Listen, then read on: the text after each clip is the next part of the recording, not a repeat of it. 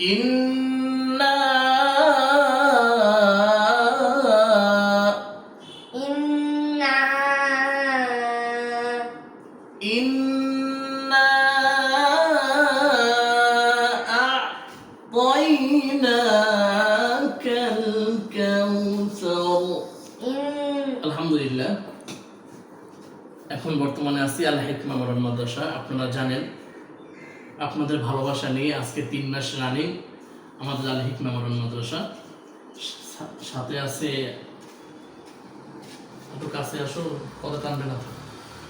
সাথে আছে আমার ছোট ভাই আব্দুল্লাহ, প্রিন্সিপালের দায়িত্বে আমি আছি, আর পড়াশোনা স্ক্যানার শিক্ষক হিসেবে আমি আমার ছোট ভাইকে আপাতত রাখছি। আসলে বর্তমানে তো বিশ্বাসটা অনেক বড় জিনিস, এই জন্য অন্য কাউকে আর রাখি নাই। আমার ছোট ভাই আব্দুল্লাহ ও একটা মাদ্রাসায় ছিল, ওখান থেকে আমি জোর করে একটা লোক আইনে আমার মাদ্রাসায় বসাই দিছি।